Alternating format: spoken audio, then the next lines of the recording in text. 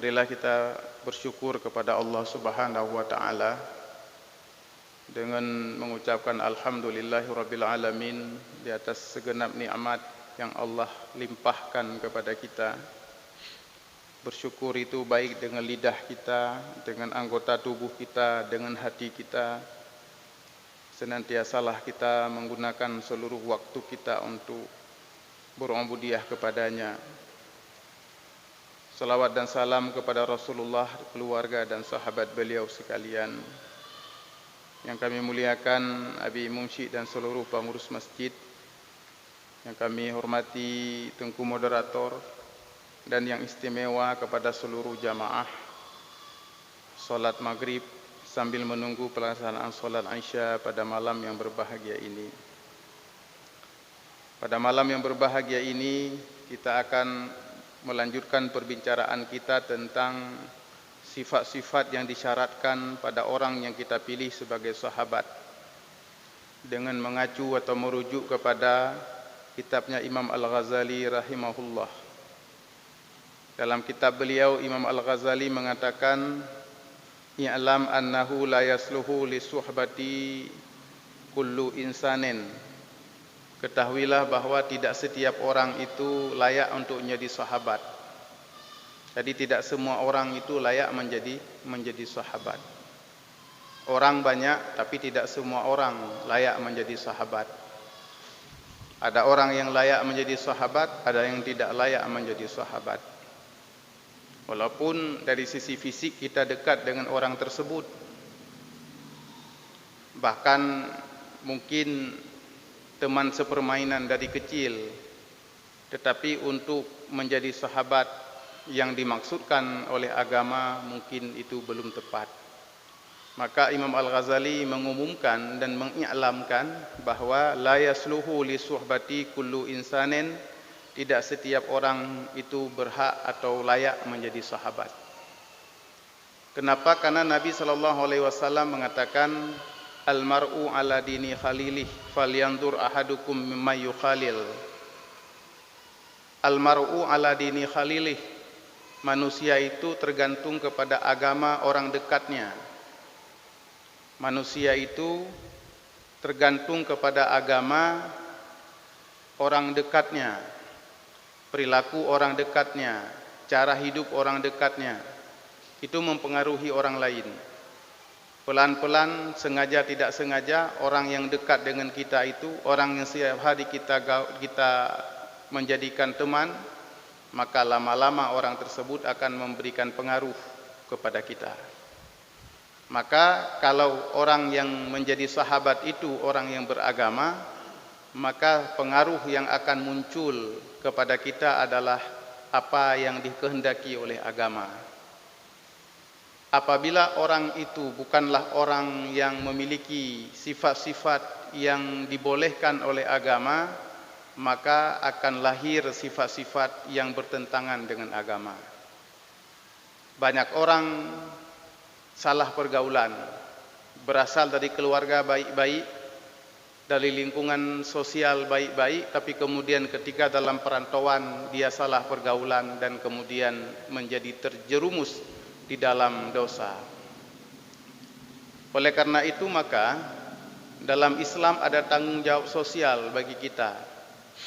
Jadi di samping harus menjaga keluarga kita dari api neraka, menjaga diri kita dari api neraka, menjaga keluarga kita dari api neraka, juga ada tanggung jawab sosial untuk menjadikan lingkungan sosial kita merupakan lingkungan sosial yang baik. Karena kenapa? Karena anak kita, keluarga kita bukan hanya dipengaruhi oleh keluarganya saja, tapi juga akan dipengaruhi oleh lingkungan sosial di mana dia hidup. Sehingga dengan ada lingkungan sosial yang baik, tidak ada was-was dari kita sebagai orang tua ketika anak kita keluar rumah. Tidak ada was-was dari kita sebagai ayah dan sebagai ibu ketika anak kita bermain-main di luar. Karena lingkungan sosial itu sudah berhasil kita bentuk sedemikian rupa sehingga menjadi sebuah lingkungan sosial yang islami. Tetapi apabila kita gagal membentuk lingkungan sosial yang islami tersebut, kemudian kita berhasil menjaga keluarga kita, itu kemungkinan besar dia akan terjerumus ketika dia berada dalam pergaulan sosial. Maka ini adalah tanggung jawab kita bersama. Maka Nabi mengatakan almar'u ala dini khalilih, manusia itu tergantung kepada agama orang dekatnya. Falyanzur ahadukum may yukhalil, maka hendaklah kita mencermati siapa yang akan menjadi sahabat dekat kita. Harus cermat memilih kawan, harus cermat memilih sahabat, harus cermat memilih orang dekat. Karena kalau salah memilih akan menyesal di penghujung kehidupan. Kan pernah ada satu roman dulu masa Pujangga Baru, waktu kita SMA dulu, itu sering dibahas dalam buku bahasa Indonesia. Romannya Salah Asuhan, Salah Pergaulan, ya, untuk menggambarkan bagaimana lingkungan sosial memiliki pengaruh yang besar terhadap karakter dan cara hidup kita. Fala budda ayatamayyaza bi khisalin wa sifatin yarghabu bisababiha fi suhbatihi. Oleh karena itu kata Imam Al-Ghazali, tidak boleh tidak untuk dapat membedakan, untuk dapat mengenalkan dan untuk dapat mengenal dan merincikan perkara-perkara dan sifat-sifat yang dengan sebab perkara tersebut dan sifat-sifat itu maka kita tergerak dan terdorong untuk membangun persahabatan. Oleh karena itu, karena almar'u ala dini khalilih, setiap orang itu tergantung kepada agama orang dekatnya, maka tidak boleh tidak kata Imam Al-Ghazali untuk mengenal sifat-sifat, mengenal perkara-perkara yang perkara tersebut membuat kita terdorong untuk bersahabat atau tidak bersahabat dengan seseorang. Ada argumentasi-argumentasi, ada alasan-alasan yang harus kita ketahui sehingga itu menjadi sebab kita bersahabat atau kita tidak bersahabat. Wa tushtaratu tilkal khisalu bihasabil fawaidil matlubati minas suhbati, dan perkara-perkara tersebut menjadi syarat di dalam kita bersahabat. Karena persahabatan itu ada tujuan, ada fawaidah matlubah, ada tujuan-tujuan yang ingin dicapai dalam persahabatan tersebut, bukan hanya sekedar bersahabat, tetapi tentu saja ketika kita bersahabat ada manfaat-manfaat yang kita peroleh dari persahabatan itu. Ada al-fawaidul matlubah, ada faedah-faedah yang dicari fi suhbati, di dalam persahabatan. Izil makna syartu ma la budda minhu lil wusuli ilal maqsud. Kenapa disebut syarat? Kenapa Imam Al-Ghazali mengatakan disyaratkan hal itu untuk diketahui supaya kita sampai kepada maksud? Karena yang dimaksud dengan syarat adalah sesuatu yang tidak boleh tidak untuk sampai kepada tujuan. Syarat untuk sah sembahyang berwudu, syarat untuk sah sembahyang menghadap kiblat. Maka syarat ini tidak boleh tidak harus ada di dalam dunia persahabatan dan dunia pergaulan. Bukan hanya sekedar bersahabat, bukan hanya sekedar berkawan, tetapi tidak memperhatikan dasar-dasar persahabatan yang harus dibangun oleh orang yang bersahabat itu. Hana ge peremen pekan ge mesahabat, hana ge akalan ge tilik pekan ge nyan ge mengen ngan sira urang. Itu tidak boleh. Maka Imam Al-Ghazali mengatakan ada syarat-syarat yang harus dipenuhi ketika kita ingin bersahabat, karena persahabatan itu memiliki al-fawaidah matlubah, memiliki maksud-maksud yang ingin dicapai, yang ingin diperoleh. Fal idhafatu ilal maqsud la dhuhur syurut. Maka ketika syarat, kenapa Imam Al-Ghazali menyebut ini syarat? Dan karena syarat itu sesuatu yang menjadikan sesuatu sampai kepada maksud. Dan ketika syarat itu disandarkan kepada sesuatu maksud, maka dia akan terlihatlah dia sebagai sebuah syarat. Untuk waktu tanda sembahyang, maka nagakeun syarat sembahyang. Syarat sembahyang ku berwudu, bersuci daripada najis, bersuci pakaian, bersuci tempat solat dan lain sebagainya. Maka itu disebut dengan syarat solat, walaupun dia tidak menjadi syarat bagi yang lain. Hanya menjadi syarat untuk yang lain, tapi menjadi syarat bagi solat. Ini. Wa yutlabu minas suhbati fawaidu diniyatin wa dunyawiyatin. Dituntut di dalam persahabatan itu beberapa faedah, ada faedah diniyah, ada faedah duniawiyah. Persahabatan itu dibangun oleh dua faedah. Ada yang disebut dengan faedah diniyah, faedah-faedah yang dimaksudkan oleh agama, ada faedah duniawiyah, faedah-faedah yang manfaatnya kita peroleh menurut tujuan-tujuan dunia. Katanya tambangan dengan sira urang na dua motivasi. Na motivasi agama, na motivasi dunia. Ya, bahkan tambangan dengan tipulan, oh ini sebabnya. Kenapa kita berkawan dengan ulama, ingin dekat dengan para ulama, dekat dengan orang yang berilmu. Ini argumentasi atau latar belakangnya adalah latar belakang agama. Wa amat dunyawiyatu fakal intifa'i bil mali. Adapun faedah-faedah dunia, faedah-faedah duniawi di dalam persahabatan itu, Imam Al-Ghazali mencontohkan seperti manfaat dengan harta. Kita berkawan dengan seseorang karena ada harta kepada orang itu, maka dia dapat membantu kita. Karena harta tamangan nganggotnya.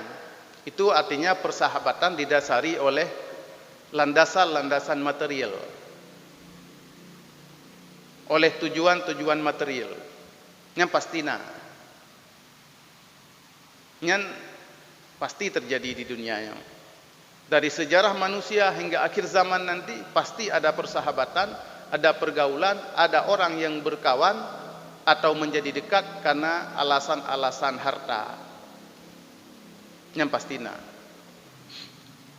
awil jahi atau karena alasan-alasan pangkat dan jabatan, jah. Orang bersahabat karena ingin memperoleh sesuatu dari sisi jabatan dan pangkat. Tamangan dengan orang haya, tamangan dengan orang raya supaya katanya ibi jabatan dan sebagainya. Itu disebut sebagai fawaidah dunyawiyah, fawaid dunia. Ya. Kemudian au mujarradil isti'nasi bil musyahadati wal mujawarah. Atau bersahabat karena merasa gembira, menyotaduk nganggotnya senang tu. Karena mungkin tari ke, ganteng ke, menyuragam dengan uragam, atau lemah tutur katanya, merasa tenang kalau kita bersahabat dengannya. Istiqnas, semata-mata merasa senang, merasa tenang. Bil musyahadah karena melihat, bil mujawarah karena dekat. Kena urang-urang tertentu yang katanya apabila tonga urangnya merasa nyaman tu. Ya. Ya ladu murinang kena menan, maka laki-laki disebut flamboyan, karena meneduhkan, sehingga banyak yang berteduh di bawahnya. Nah, jadi dengan sebab istiqnas, dengan sebab tujuan-tujuan ingin berjinak-jinak, dengan sebab melihatnya, dengan sebab berdampingan dengannya. Walaysa zalika min ghardina, tetapi itu bukanlah tujuan kita. Imam Al-Ghazali kan yang kena pegah. Tetapi menggambarkan saja ada motivasi manusia yang bersahabat dengan tujuan-tujuan dan alasan duniawi seperti tadi itu. Wa ammad diniyatu fayajtami'u fiha aidan a'radul mukhtalifatun. Adapun fawaid duniawi, alasan-alasan fawaid agama, tujuan-tujuan agama, fayajtami'u fiha aidan a'radun mukhtalifatun, di situ terkumpul banyak sekali maksud yang berbeda-beda. Getanya tamangan dengan tiraurun dengan alasan agama, tapi alasan agama ini banyak sudut pandangnya, banyak tinjauan. Beta fikir itu batakalan hidonya, tapi itu ada unsur agama. Maka a'radun mukhtalifah, ada maksud-maksud yang berbeda-beda. Dalam pandangan kita itu terlihat duniawi, tapi sebenarnya ketika kita melihat motivasi orang yang bersahabat sudah diniyah, sudah tujuan agama. Isminha al-istifadatu minal ilmi wal amal. Di antara tujuan bersahabat di dalam ukuran-ukuran agama adalah mengambil faedah atau manfaat dari ilmu dan amal. Kita bersahabat dengan seseorang supaya memperoleh ilmu. Kita bersahabat dengan seseorang karena dia suka beramal. Dengan suka beramal, suka kepada ilmu, maka almar'u ala dini khalilih. Manusia itu tergantung kepada agama sahabat dekatnya. Maka kalau kita bersahabat dengan orang yang suka kepada ilmu, suka kepada amal, akan tergerak kita untuk bersahabat, untuk beramal dan untuk berilmu. Ya pasti nanti katanya. Cuma persoalannya adalah kehidupan kita ini seakan tidak terencana. Tamengan aja katanya. Lehnya teplah nganti rawur enggak ke teplah aja. Tidak ada hal yang kita rencanakan. Padahal hidup seorang mukmin adalah hidup yang terencana, memiliki manajemen hidup. Memiliki manajemen hidup. Nah, ini bekah lima kadalinya tata kelola kehidupan. Cara kita hidup dalam bidang pergaulan. Nah, maka yang pertama adalah istifadah minal ilmi wal amal. Kita memiliki manfaat dengan bersahabat tersebut dari sisi ilmu dan amal. Tamengan karena ilmu dan amal. Pakan tamengan nganggotnyan karena goen punya ilmu dan suka beramal. Maka kita bersahabat, semoga kita terpengaruh dengan ilmu itu dan oleh amal tersebut sehingga kita bersahabat. Sehingga lahir komunitas-komunitas amal, komunitas peduli duafa, komunitas punya membangun rumah duafa. Enta gabung kenan karena di situ kita beramal. Komunitas solat subuh berjamaah. Kita gabung di situ karena kita tergerak untuk melaksanakan solat subuh secara berjamaah. Wa minha istifadatu minal jahi tahassunan bihi minal izai ma yushawwisul qalba wa yasuddu anil ibadah. Dan di antara termasuk dalam tujuan agama, motivasi agama dalam bersahabat, kita bersahabat dengan orang yang kuat, orang yang memiliki pengaruh dan kekuasaan.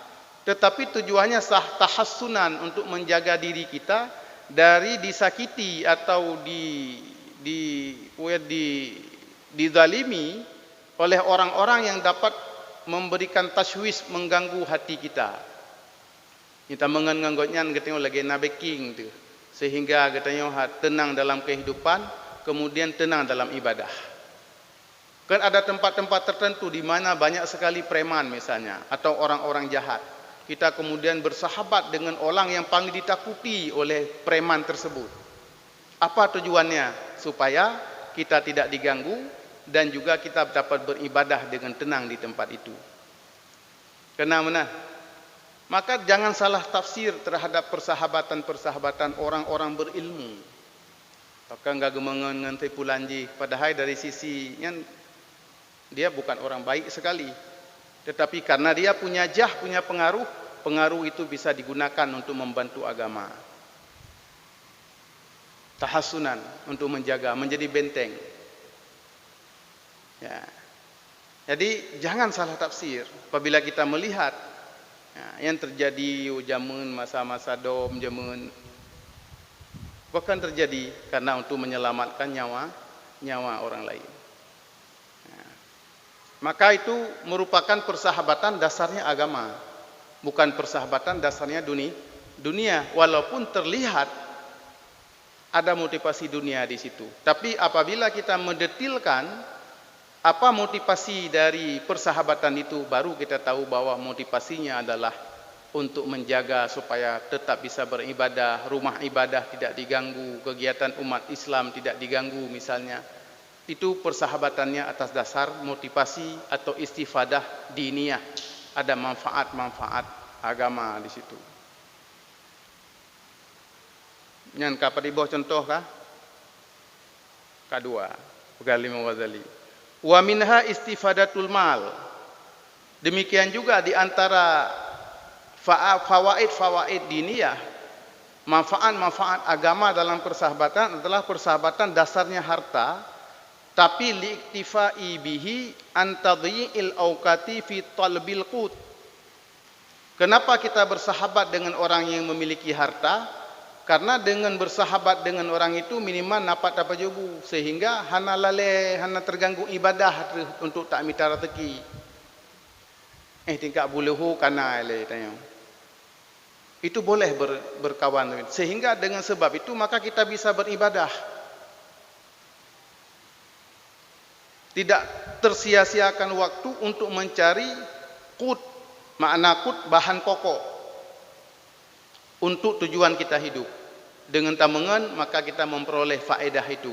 Itu tidak masalah, tetapi tujuannya adalah dengan tidak tersia-sia waktu di dalam mencari harta, maka kita bisa mempergunakan waktu untuk ibadah.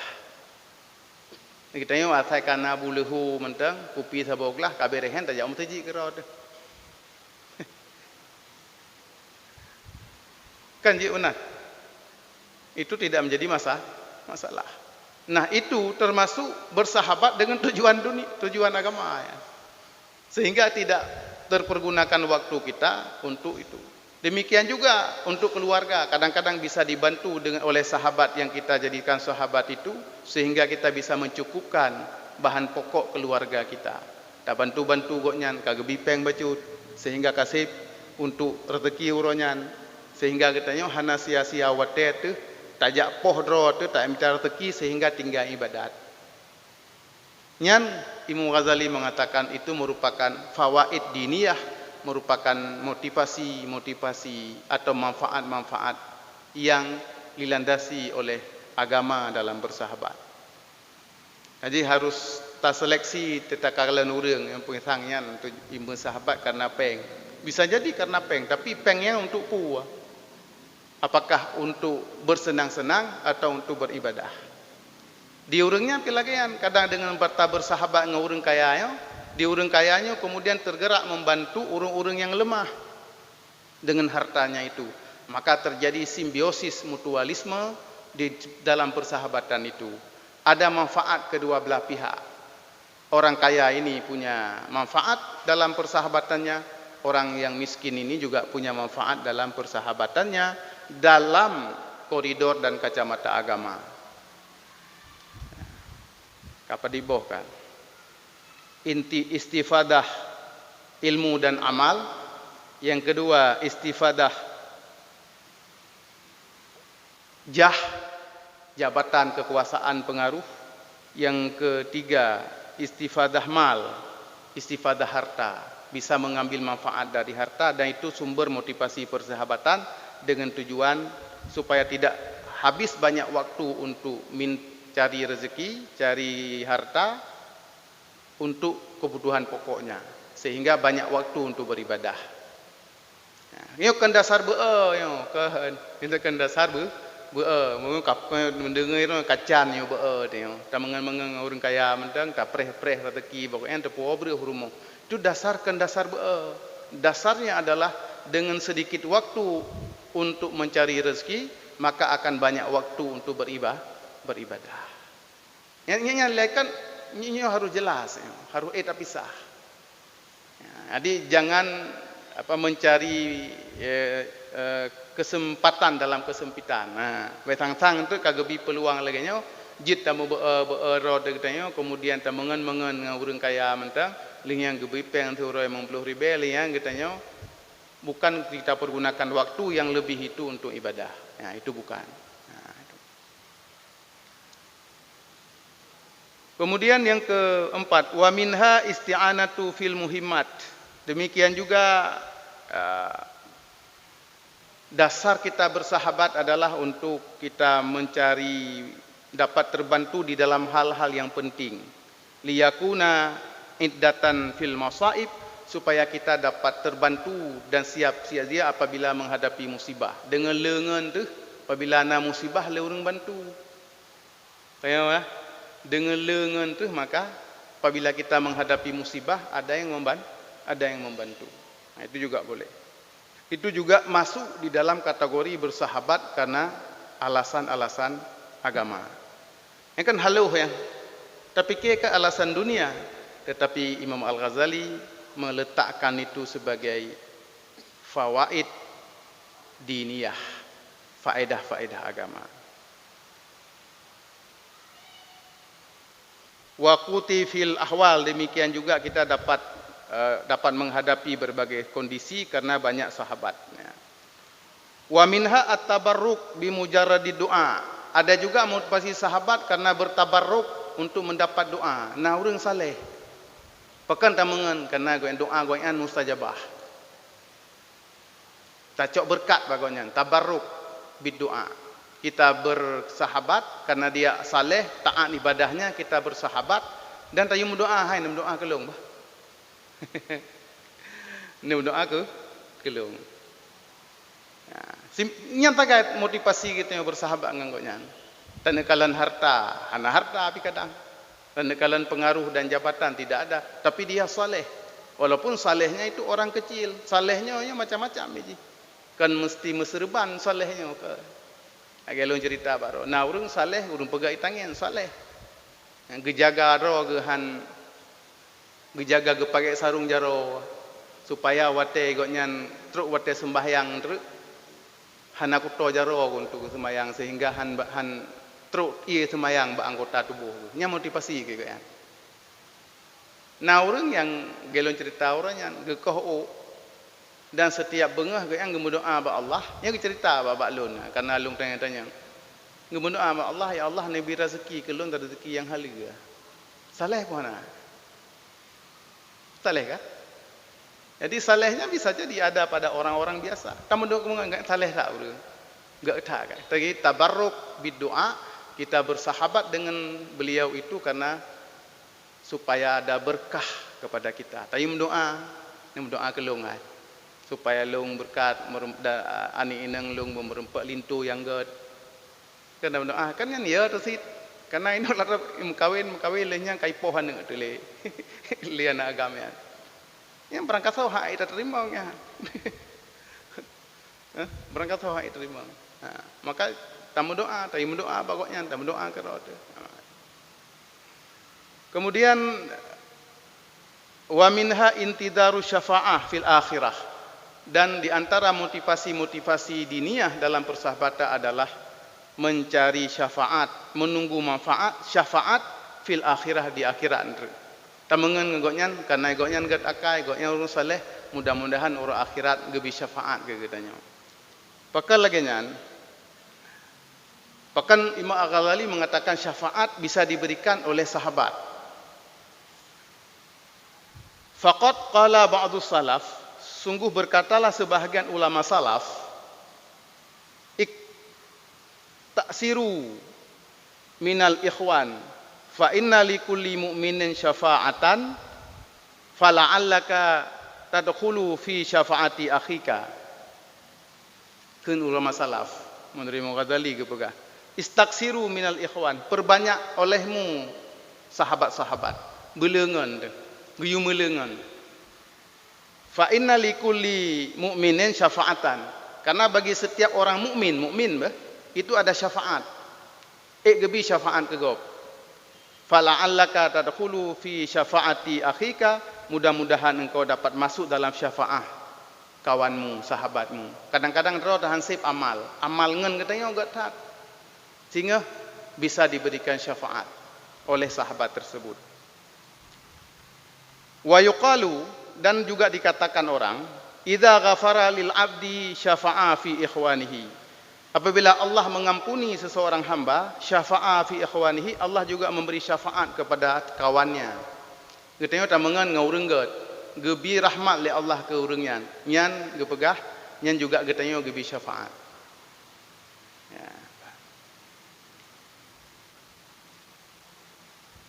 Walidzalika hassa jama'atun minas salafi ala suhbati wal ulfati wal mukhalatah. Oleh sebab itu satu jamaah daripada ulama salaf mendorong, menganjurkan untuk bersahabat, untuk berjinak-jinak, bergaul-gaul dan untuk hidup dalam pergaulan orang ramai. Wa karrahu al-uzlata wal infirat. Ulama salaf ini juga tidak menyukai uzlah, menyendiri dan hidup dalam kesunyian, dalam kesendirian. Karena makin lengan, le urang doa ke katanya. Yang jelas lah menyo melinggai tu urang semayang manyet le. Orang baca doa nyo sama dia juga le ti. Orang ucapkan inna lillahi wa inna ilaihi rajiun gemu doa lehnya juga ramai. Ya sahabat. Maka motivasi sahabat seperti itu disebut sebagai motivasi agama, bukan motivasi dunia. Ya, baiklah, mungkin awat 5 minit. Silakan. Wallahu a'lam bishawab.